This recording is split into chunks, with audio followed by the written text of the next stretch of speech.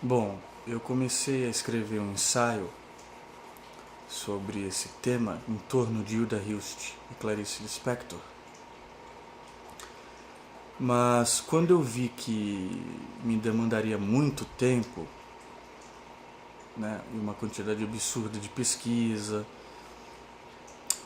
para não fazer algo nas coxas, né, para fazer algo realmente pertinente e importante, eu achei que seria muito mais interessante adiar esse ensaio, esse texto e fazer um vídeo onde eu pudesse sintetizar os tópicos mais importantes, né? Através de um improviso e falando mesmo.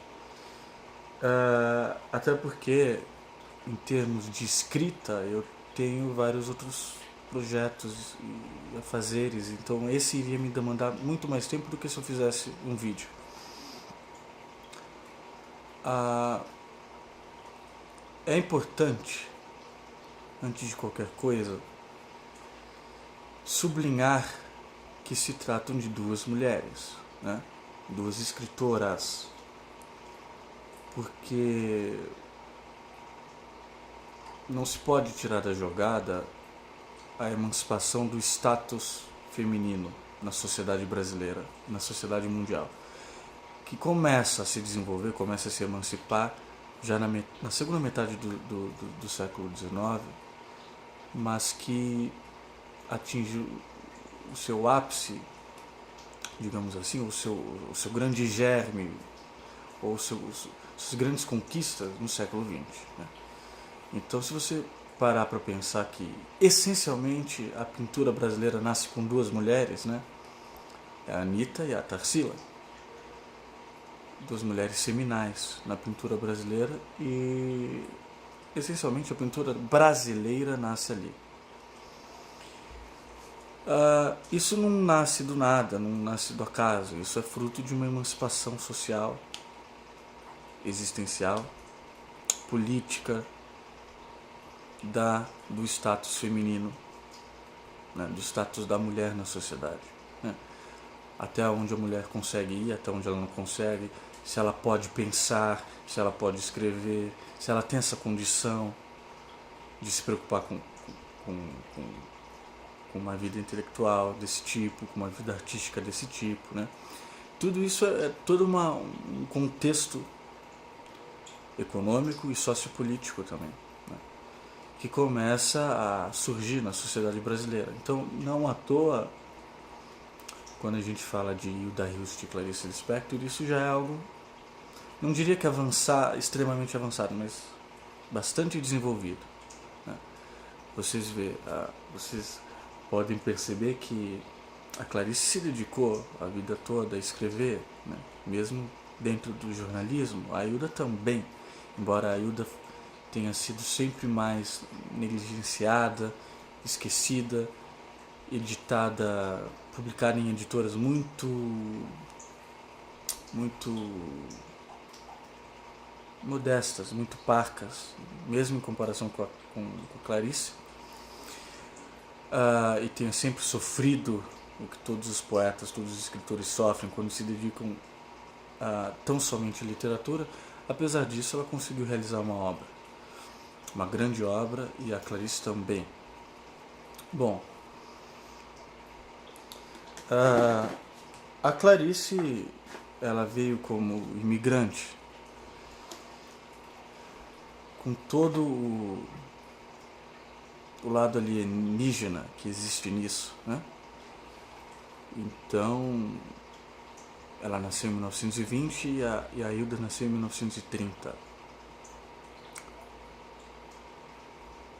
Eu não quero me deter na biografia das duas, porque eu já quero pular para a literatura das duas. O cineasta russo-soviético Andrei Tarkovsky, uma das minhas obsessões, dizia que os grandes cineastas, os grandes artistas, eles, ao contrário da grande maioria que fornece tudo de bandeja e se torna frequentemente doutrinadores das suas próprias intenções escancaradas, Os grandes cineastas, os grandes artistas preferem escutar, preferem ouvir, preferem mostrar. Esse exemplo é maravilhoso para definir a Clarice e a Hilda, porque elas fazem parte desse tipo de arte, desse tipo de literatura, que não é, como dizia o Tarkovsky, não é propositalmente difícil, propositalmente hermético. É que prefere escutar do que doutrinar de uma maneira óbvia.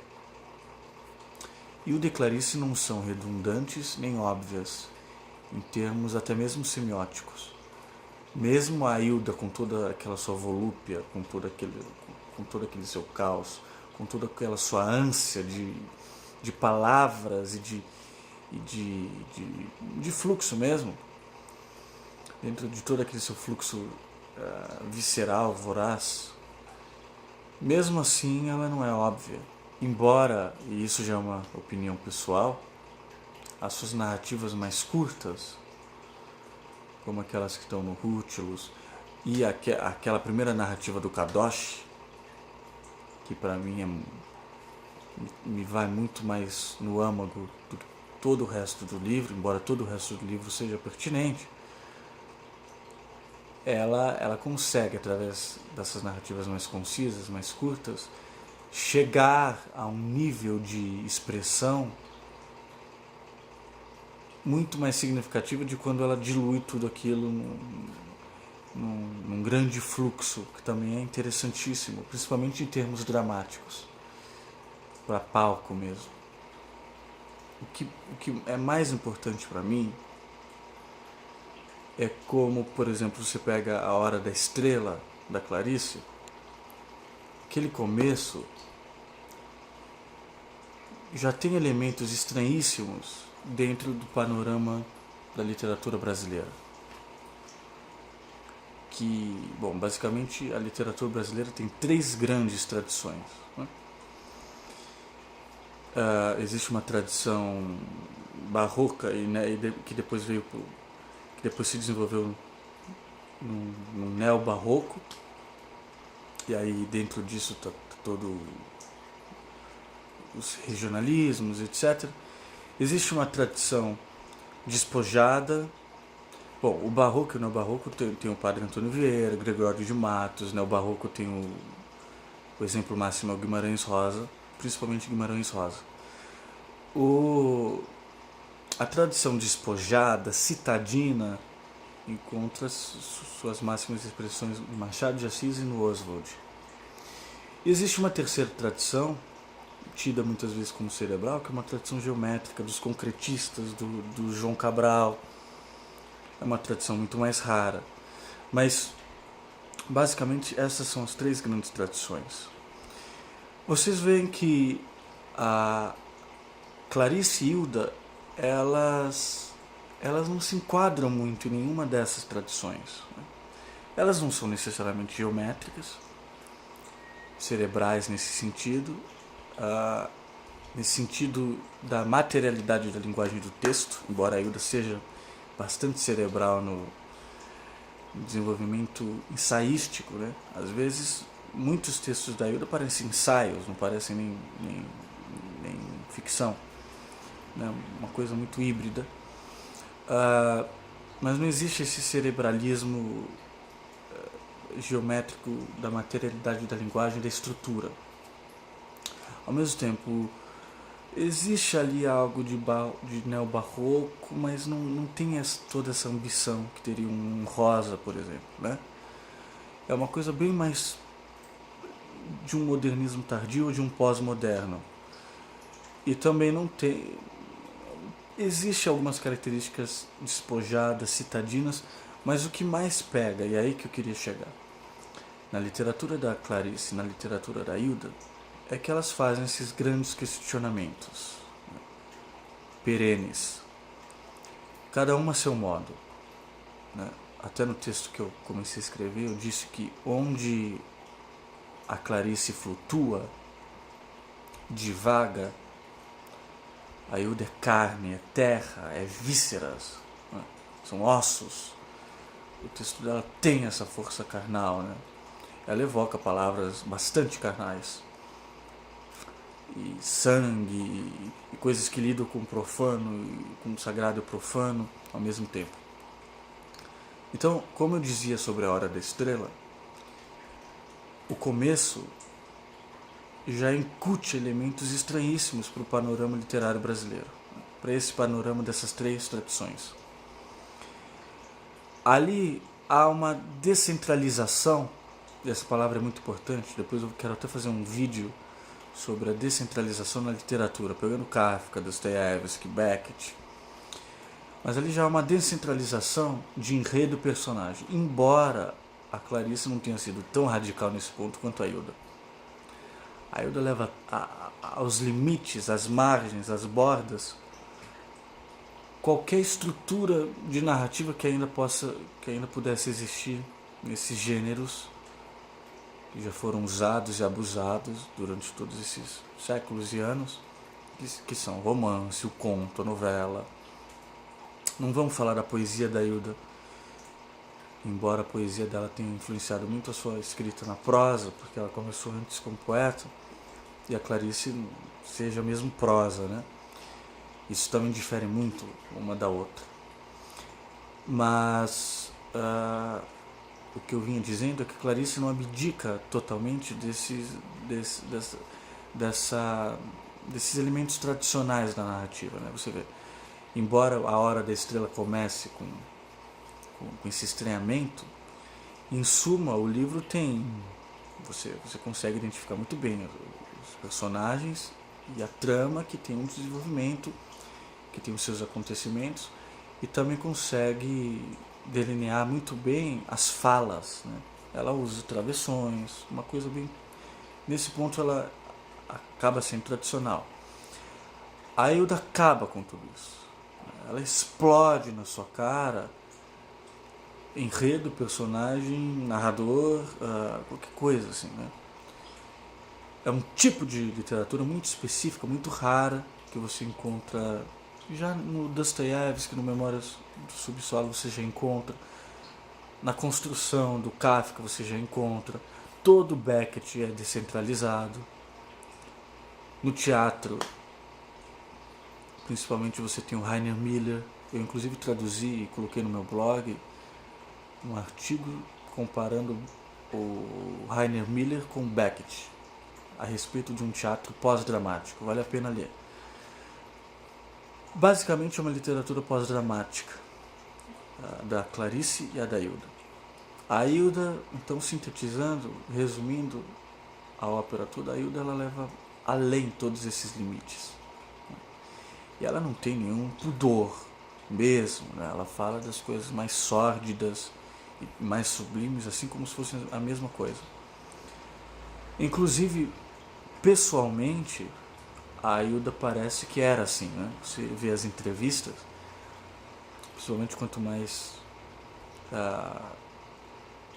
velha ela foi ficando, ela dizia coisas assim bem chulas e ao mesmo tempo coisas altas, falava em Deus, às vezes na mesma frase. A prosa dela é assim também. É caótica, absolutamente caótica, muito mais do que na Clarice, e há essa explosão. Você não sublinha facilmente o que é consciência, o que é inconsciência, o que é personagem, o que é narrador, o que é trama, o que é enredo. As melhores prosas da Hilda apresentam tudo isso misturado.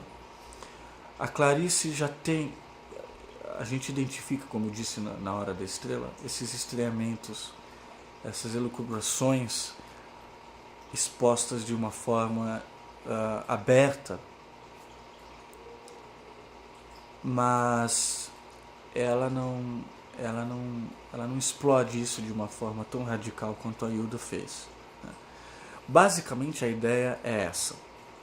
Então a Hilda, no meu ponto de vista, nem sei se essa era a ambição dela. Ela teve várias influências, teve até mais influências de outros escritores do que da Clarice. Acho até pessoalmente que as duas tinham questionamentos em comum, não necessariamente que uma se influenciou que a Hilda se influenciou pela Clarice. Acho que era uma coisa muito da Hilda mesmo, natural dela. Porém, e as influências dela parecem ter sido muitas outras, né? Ela lia bastante o Beckett. Mas, basicamente, do meu ponto de vista, do ponto de vista estético, semiótico, técnico e estrutural, a Hilda pega esses elementos da Clarice e ela leva às últimas consequências do texto, né? Como eu disse e repito, ela estoura, ela explode todas essas estruturas tradicionais, né? Então ela larga tudo isso que a Clarice fez aqui e ali de uma forma mais, eu não diria tímida, mas de uma forma completamente sincera, mas de uma forma muito menos radical. Mas você pega, por exemplo, aquele texto da Clarice famoso, do ovo e da galinha, aquilo lá é muito específico dentro da literatura brasileira. É muito difícil encontrar um texto como aquele antes e depois, um texto onde o pensamento, e mais do que o pensamento, a essência do texto, ela está nas entrelinhas. Não é basicamente realista ou regionalista ou basicamente cerebral nesse sentido estético. Está ali nas entrelinhas. Todo o conteúdo filosófico está ali nas entrelinhas. A Clarice tem isso muito forte, está nas entrelinhas. Então o texto dela é muito mais simples do que o da Hilda. Ela parece ter sido uma mulher com uma capacidade muito menos erudita do que a Hilda, mas nas entrelinhas dessa simplicidade tem tudo. Aí, se a Clarice é considerada hermética, a Hilda é 1000 vezes mais. A prosa da Hilda não é para qualquer um. As pessoas preferem ficar na poesia, que é mais fácil, de fácil assimilação, dentro de estruturas mais conhecidas. A prosa da Hilda é muito a poesia da Hilda é muito diferente da sua prosa. É uma poesia que lida mais com amor e com sublime, às vezes com alguma conotação política. Mas a prosa é visceral, né? Lida com abjeto, lida com nojento, lida com essa procura pelo sublime, com essas questões que também estão na Clarice. Então você pega um texto como Kadosh, dificílimo. E a Hilda dizia que era o seu melhor livro, Kadosh. Então, eu postei no meu canal uma entrevista com ela já nos seus últimos meses ou nos seus últimos anos, com um documentário que a Unicamp fez. Ela dizem que é muito difícil, eu também acho. Kadosh é dificílimo, né? Então você lê Clarice, se você acha Clarice difícil, a Hilda 1000 vezes mais. Mas na Clarice, lendo e relendo, você consegue captar as coisas e a essência nas entrelinhas. A Hilda sempre me pareceu que a essência, o sentido não está apenas nas entrelinhas, está escancarado em cada frase, em cada palavra, né? Então, existe uma outra coisa que eu gostaria de dizer, que é o seguinte. Tem um livro das entrevistas da Hilda, tem uma dela com o Caio Fernando Abreu, em que ela fala sobre o fluxo e sobre a espontaneidade. Ela diz mais ou menos assim: todo idiota pode ser espontâneo, né? O que é necessário é, dentro do seu caos criativo, você criar algo de pertinente, alguma ordem que pode até vir a ser caótica. Então a prosa da Hilda é mais ou menos assim: existe um fluxo, existe uma necessidade, uma volúpia pela palavra, né? E não é uma palavra assim, por mais chula que muitos contos sejam, que muitos não são nem contos, na minha opinião, né? Existe todo um trabalho ensaístico e justamente fora dos padrões tradicionais de narrativa, que são descontos, né? ou transcontos, enfim, qualquer outra coisa assim. O que eu sei é que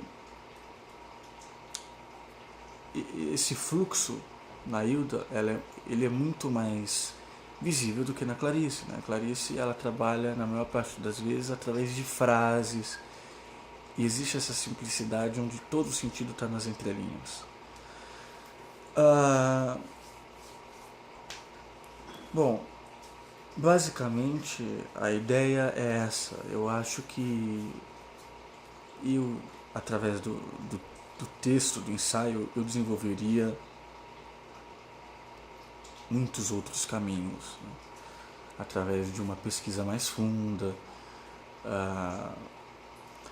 Mas a ideia da literatura das duas, do estilo das duas, basicamente é essa, né?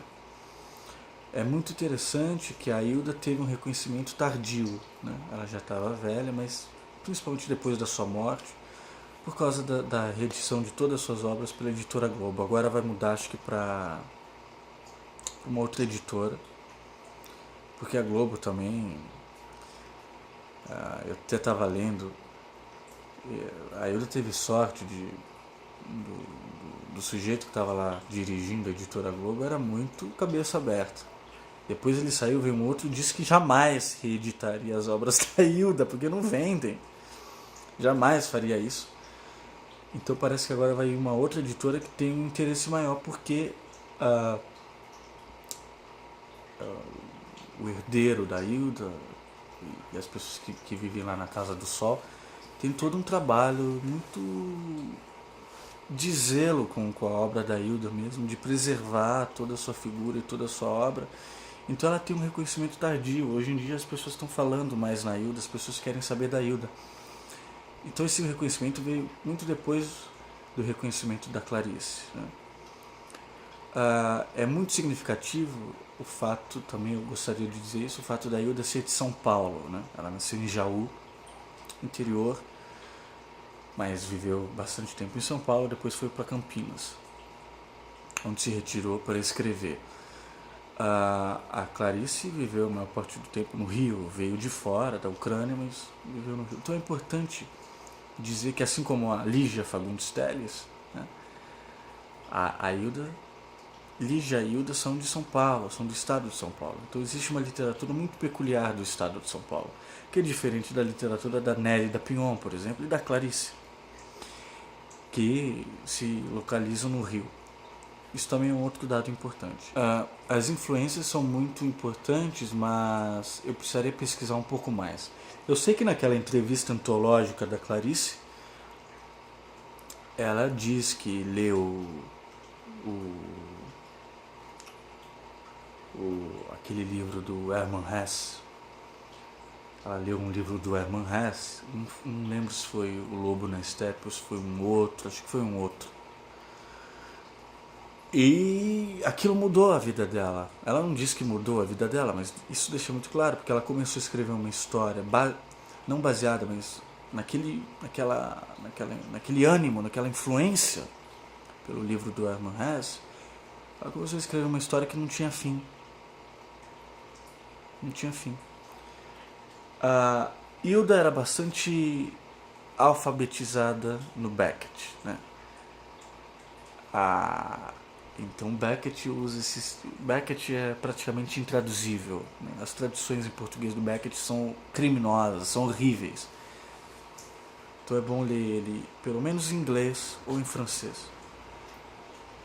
Mas então a Hilda, ela inventa também algumas palavras ou junta palavras muito baseada no Beckett. E existe essa descentralização, porque no Beckett, depois eu faço até um vídeo sobre descentralização, mas resumindo, o Beckett tem essa explosão, né? Assim como Rainer Miller fazia suas paisagens conscientes, quer dizer, o que era o personagem?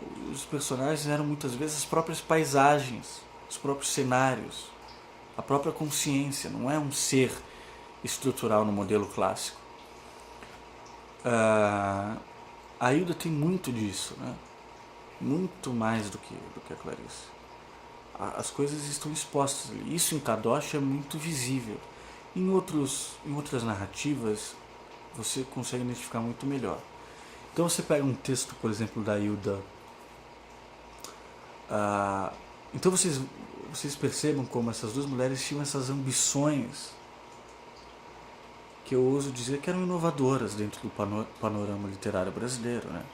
A Clarice queria escrever uma história que não tinha mais fim. A Hilda explode e extrapola com todas essas estruturas. E vocês percebam que aquele livro da Clarice tem mais de um título. Isso também é algum caráter de inovação.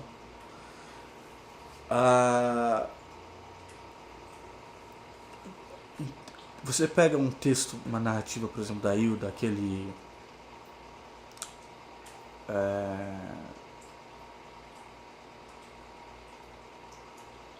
como que é o nome? O Rútilo Nada. É um texto belíssimo. Se eu não me engano, Venceu o Jabuti, um texto de 1900, dos anos 90.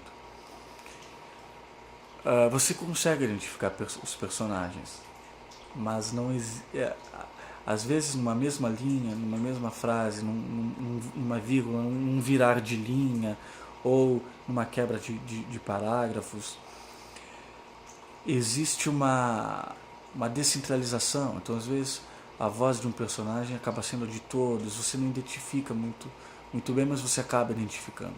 Então existe essa explosão, onde ela te joga todo o contexto de uma forma estética muito mais poderosa do que se fosse linear de uma maneira estruturalmente tradicional. É um texto belíssimo, que vale a pena ser lido, inclusive pelo conteúdo. Então, é aquilo que ela disse para o Caio Fernando Abreu. Dentro do seu caos, você encontra alguma ordem. Então, um texto aparentemente caótico, muito diferente para o panorama da narrativa brasileira, e maravilhoso, belíssimo, né? Assim como são os textos da Clarice. Então, basicamente, a ideia, na minha opinião, é essa. A Hilda, ela é muito mais radical, ela é muito mais erudita, e ela é muito mais terra, muito mais carnal, e ela expõe até as vísceras, os ossos, até o sangue, todas essas coisas, sem nenhum pudor. Sem nenhum pudor. E mistura muito tonalidades cerebralistas, ensaísticas, com monólogos e narrativas de teor dos mais variados possíveis. Geralmente são coisas mais sérias, mais densas, políticas, mas existe muito amor, existe muitas coisas. A Clarice assume esses elementos estranhos, mas o texto é simples e todo o sentido está nas entrelinhas do texto da Clarice. Tudo está nas entrelinhas. Então não adianta ler por ler, está tudo nas entrelinhas. A ideia é basicamente essa. A ideia é basicamente essa.